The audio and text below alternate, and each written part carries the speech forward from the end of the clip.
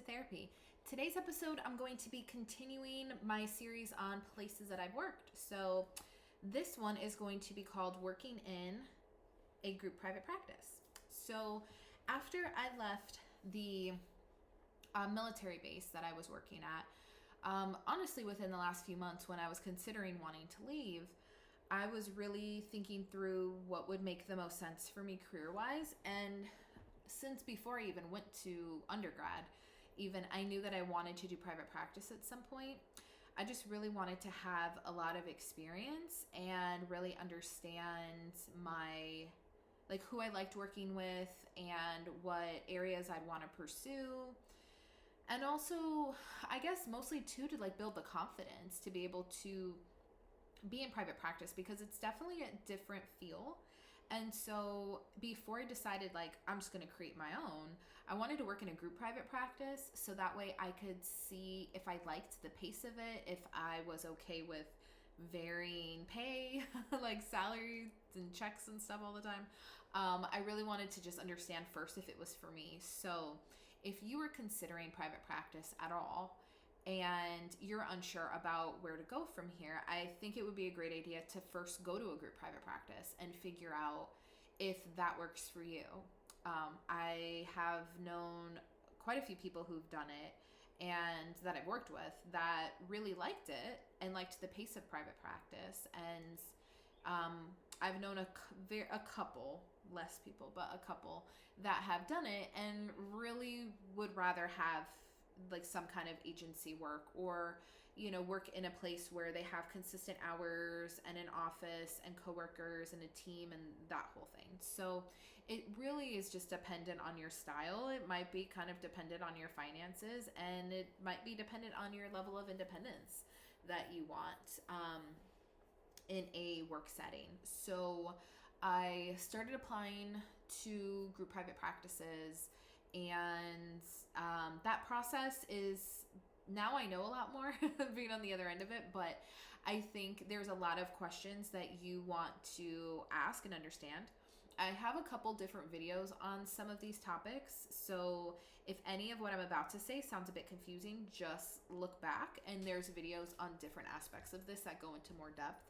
But first, you want to understand if you are going to be a 1099 employee or a W-2 employee. So what that means is that you are either a 1099, which is basically your own business. You have to take out your own taxes. You work for the private practice, but you're essentially a contractor for them. You're not their employee. They are contracting you to provide a service to their clients under their business umbrella, but really you are your own entity. If you're a W-2 employee, you're a regular employee. You get, a check and a pay stub. You get your taxes taken out. You have certain things you have to abide by for the job. So there's differences there. Sometimes people will see a split. So a W-2 employee might get a 60-40 split when it comes to you. So you take home 60% and the practice takes home 40% of your income. And sometimes with independent contractors, it's a 70-30 split. So they take home 70 and the practice gets 30, but they're also taking their own taxes out. So sometimes you make more as a contractor and sometimes you make less.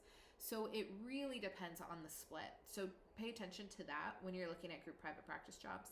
But the other pieces of it is when I started working there, this was in 2019. So there was definitely people doing virtual therapy out there, but not very many. And it was sort of few and far between. So we were all in person. And a lot of group practices, because they're trying to save on expenses, you'll have a shared office. So unless you work full time all day every day, but a lot of times people in private practice, they'll have varying schedules. So somebody might be a morning person and they'll take the office the first half of the day, and you might be more of an evening person and you come in the afternoon and you're in that same office from the afternoon to the evening. Sometimes people would rotate offices. I know the group practice I worked at, I went between 2 different offices. So I was in one for 2 full days. And then the other 2 days, because I worked Monday through Thursday, the other 2 days I was in that same office for the first 3 hours of the day. And then I would have to go to a different office for the last half of the day. So having always had my own office, at least in the few jobs I'd had previously, that was kind of hard because you really didn't have a good home base, and you'd have to keep stuff like in your bag. So even little stuff, gum, mints, like phone charger, whatever, you couldn't really like leave that on your desk because somebody else might be in there. Handouts that you have for clients, certain supplies, you would have to make sure everything's stocked. So, just ask about that or pay attention to that. That might not be a deal breaker for you. You might want to come and see your people and head out. Maybe you don't use a lot of materials. So, but yeah, there's like different pieces of that. I think what was nice about the group practice was there was a lot of other people there. So that was great that there was other therapists. The downside is everyone's working different hours and has different client times. So there would be like weeks before I'd see some of my coworkers, or we might run into each other like in the bathroom before, our next sessions or something like that. Or there's like a tiny break room if one of us is like grabbing lunch out of the fridge or something. But for the most part, I wouldn't really see a lot of my coworkers. So, that's something to consider too. If you're really looking at being in a group practice because you want the team effort, you're really not going to get a lot of that. So you have to be in a place where you can operate very independently if you're going to be in a group practice. If you are pre-licensed, associate licensed, resident, whatever your state calls it, you will obviously have supervision, usually with somebody that's on site and sometimes not. So you may have a bit more support than somebody who's independently licensed, but you really still have to be very independent because you don't have access to a lot of coworkers. Also, a lot of the times the clients that are going to private practices, they are more stable overall than some of the other places I've mentioned I've worked, like, hospitals, obviously, or partial hospitalization programs or intensive outpatient, stuff like that. If you work at a group practice that offers some of those services, then, the stability of the clients might vary. But a lot of times if you're in private practice, it's not, the risk is very low for a lot of the clients you're seeing, because if it was higher, they'd be in a higher level of care. So keep that in mind as well. There was sometimes meetings. So like once a month, there'd be the option to like join a consult meeting, or every other month there might be like a staff meeting. So, again, every group practice works differently. I know for where I worked, I was a W-2, and so I got 60% of what I made.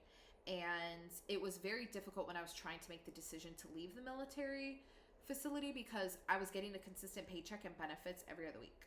So I knew exactly how much money I was going to make. That didn't matter, right? Holidays or whatever, I made the same amount of money. With private practice, you get paid typically based off of who you see. So the amount of clients that come to see you, that's going to vary week to week. Also, if it's an insurance-based practice, your pay is going to vary wildly because a 60-minute session, so the insurance companies, they decide what you make. So if you see on the group private practice website that they charge $150 an hour, you are not getting $150 an hour, and the practice may not be getting $150 an hour if they are taking insurance, because the insurance company may say, most of the time they say, we don't care what your private pay rate is. We're going to contract with you and we're only paying you $100 a session for a 60-minute session.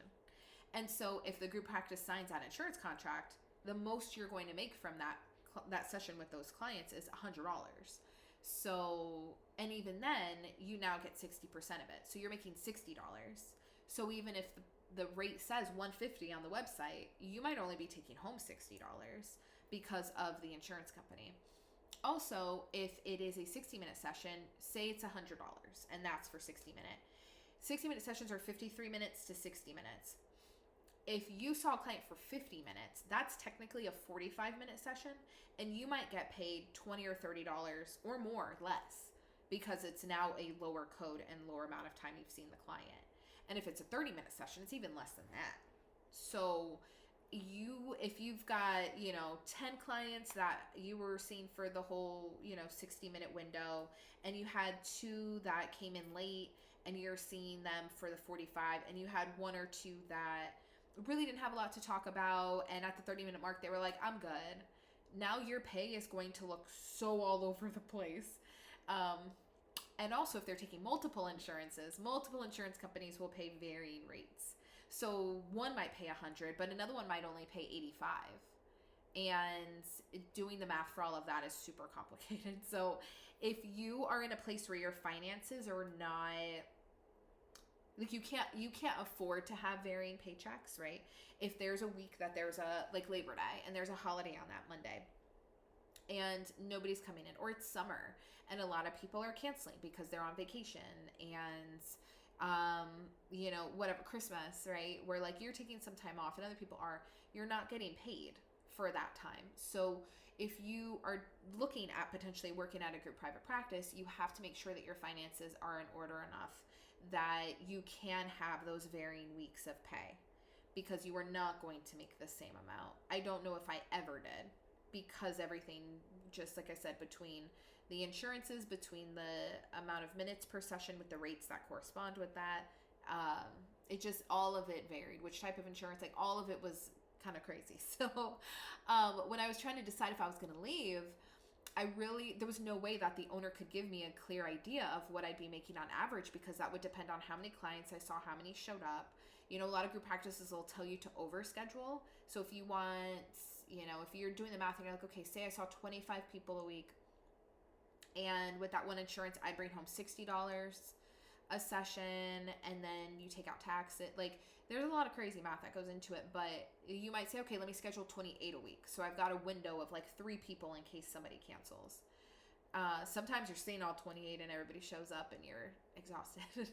And sometimes there's, like I said, a holiday or something crazy is going on and you've seen 15. And there's a snowstorm, whatever it is. So it's just kind of, it varies a lot. So, and I'm emphasizing this because a lot of times people are like, oh, I want the flexibility of private practice. And that's great, because that's, to me, over time has become more important than the financial piece.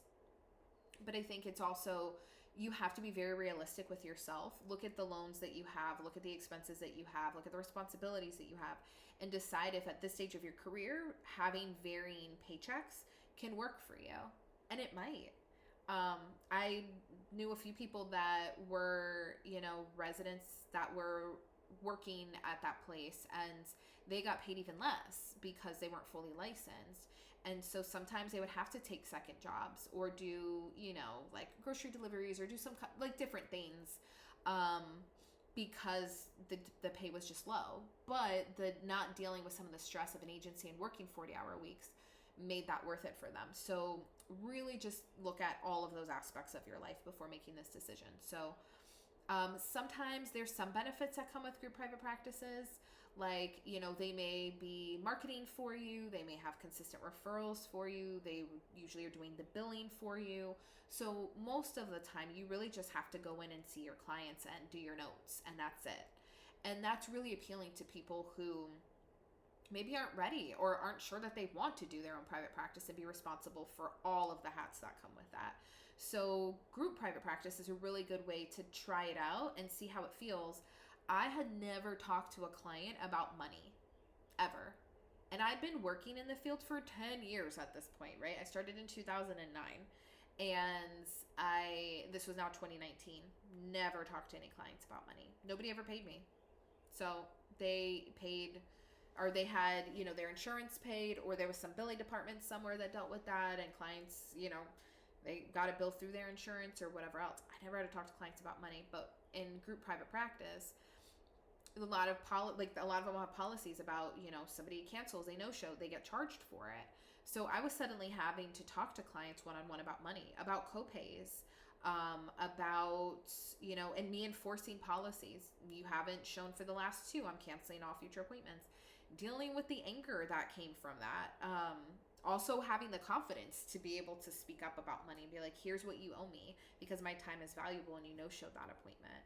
There was a lot of pieces of that I had never had to have conversations about. So those were really good skills to learn, especially if at some point you want to have your own practice. But it's a big deal. So that's another benefit that came from it. But it also is a bit nerve-wracking for people because sometimes clients get mad and they don't come back. I mean, I see a post probably at least 2 or 3 times a week in some of the therapist Facebook groups where somebody's like, well, this client just fired me basically because I charged them for the no-show, or it was the 3rd time they canceled and I charged them, or whatever else. And you have to keep your boundaries. And I've found that in private practice, you need much stricter boundaries than you do in some of the other settings, because your hours might be more flexible. People also might have a little more access to you than they have previously. Some of the places I worked before, clients like could maybe call, but a lot of the time they were going to a front desk person. And here they would just email me, which I personally liked better, but I have good boundaries. So you have to keep yours very strong and clear because clients may have more access to you. So there's just a lot of pieces of that too. I think as far as pros go, if I had to sum it up, you get to try out the flexibility. You get to hone some of your skills when it comes to having conversations about money and policies and boundaries. You get a bit more freedom. Sometimes you can, depending on the group practice owner and their policies, you can say that a client's not a good fit for you and refer them out. Some other places I worked, there was nowhere to refer them out. Or the waiting list would be so insane that I was discouraged from referring anybody out. So you get that typically, which is good. The populations you're seeing tend to be a lot more stable. So sometimes that can be helpful if you've been in situations or workplaces that were very high stress and high acuity. So that's really nice.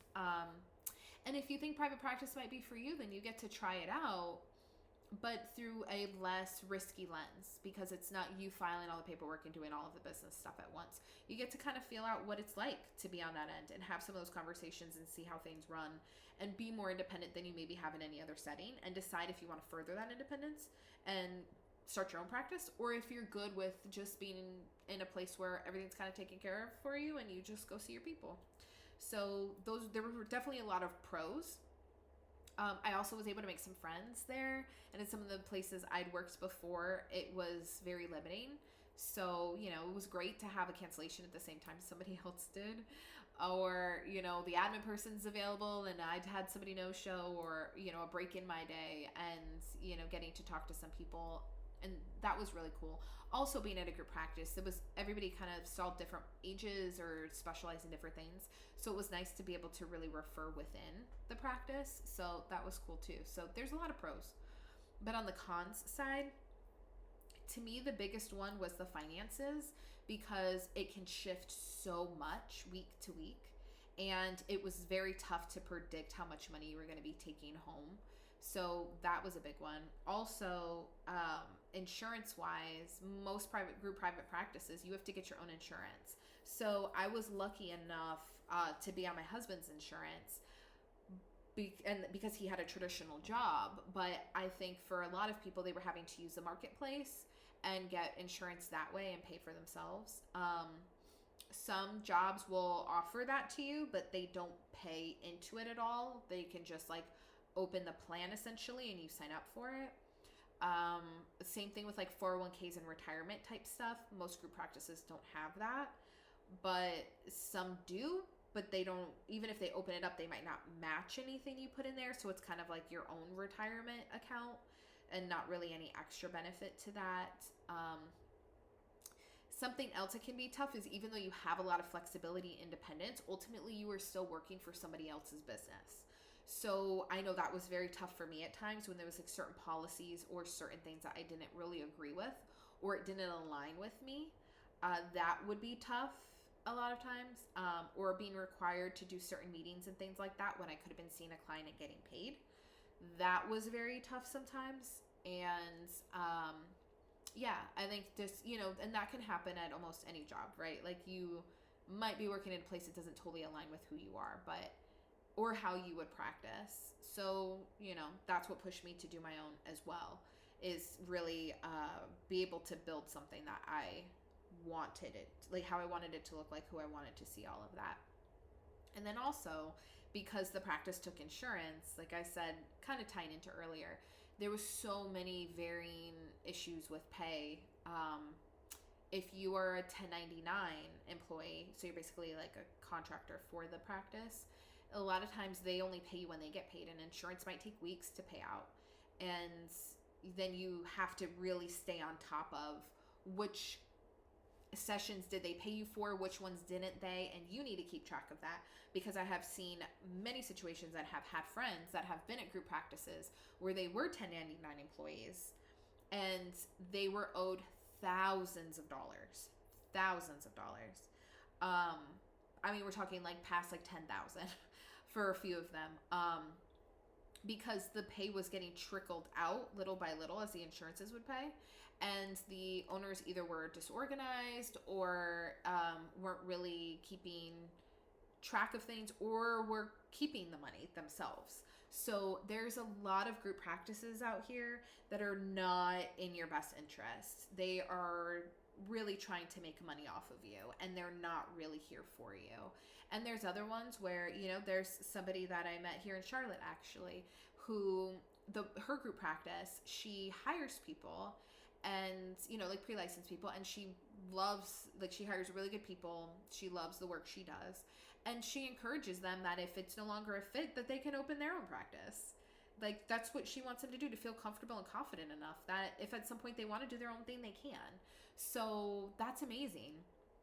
And I hope and wish there's more people like that out there, but not everybody is. So just be very cautious that sometimes you may be joining a practice that not only doesn't align with some of your values, but they might be completely unethical in a lot of their practices. So you want to be very cautious of that and ask a lot of questions about pay and salary and frequency. And a lot of times businesses can't talk about the rates that that the insurance company gives unless you're now an employee, because insurance is shady to me, but they usually have in their contract that you can't disclose your rates to someone else. So if you were to call a practice and be like, yeah, I want to know how much Blue Cross Blue Shield is paying you, they can't tell you that.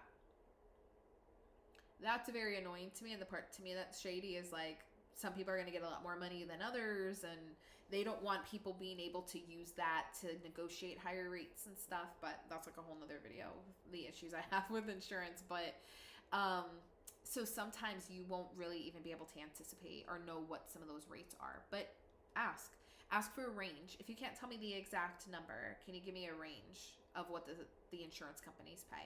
So ask those types of questions. But yeah, I think those are kind of the pros and the cons. So I worked at a group private practice for 3 years. It was all in person for the first year, and then COVID hit, and then suddenly we were all virtual, and then we pretty much all stayed virtual for the remaining 2 years. I know that the owner had 2 office spaces and gave up one of them because nobody was really there, but you had the option to come in and use like the other 2 offices that were available. I personally never did, because once I went virtual, I was like, I love this. It's so much more convenient for me. And it was way more convenient for my clients. So nobody was really asking me to be in person. So it just really worked out. And I think that was nice to have that option. I know a few people really liked being in person 1 or 2 days a week, and so they went back. And, when you are looking at group practices, decide how you work. Maybe you're somebody who really wants to be able to be there in person, and the practice having an office space for you is important. A lot of times when, you're interviewing and you're looking at, okay, if you're taking 40% of what I'm making, where is that going? So ask questions about that. Some of it is taxes. Some of it might be supplies. Some of it may be the rent, electricity, internet, all of that type of stuff. But, I think for me personally, I had a tough time where in the group practice I was at, there was no raises given. So 3 years, and I didn't get any higher than a 60% split, even when we went virtual. And I wasn't using office space. I wasn't using supplies. Also, because I was a W-2 employee, when we went virtual, and I had to buy an office chair, an office desk, a ring light. I had to buy like printer paper and ink and stuff, because there'd be some letters I would have to like physically sign and then scan and email to my clients. I had to pay for all that out of pocket, and none of that was a business expense for me because it wasn't my business. And so I think over time, having that 40% taken, but really not a lot that was given back to me besides like the billing aspect, I guess, and some of the like the taxes or whatever, it just wasn't really worth it to me to not have the ability to have a raise. Plus I was moving, and really I'm too independent for that. I figured that out. So I really wanted to have my own business. And that was always the goal anyway. So, it just pay attention to what the group practice offers, what they give you. Ask all the questions that you can in the interview process so you have a very clear idea of what you're signing up for, and see if it's a good fit for you. Like I said, I've had friends that they're like, nah, private practice isn't it. Like, I love the flexibility, but I really need more of a team I need my own office space. I need, consistent schedule Monday through Friday. I need a consistent paycheck every week. And that's fine. So that's why I try to be very transparent in these interviews these episodes about money, about the pros and cons, because I would have really liked to know a lot of these things before I lived them. So I hope that this series has been beneficial so far. If you have any questions about working in a group private practice, things that maybe I've mentioned that you want more insight into, or stuff you may be considering, then just post comments below, because I'm sure somebody else will have the same questions, and I'll try to get back to you that way. But stay tuned for future episodes. Subscribe below. Next episode, I'm going to talk about starting my own private practice and what that journey was like for me and how it's been since. And then that's the final place that I've worked, and that'll be the conclusion of this series. But yeah, I think if you can subscribe below, you'll stay up to date with everything, and we'll go from there. But thanks for watching, and I'll see you guys next time. Bye.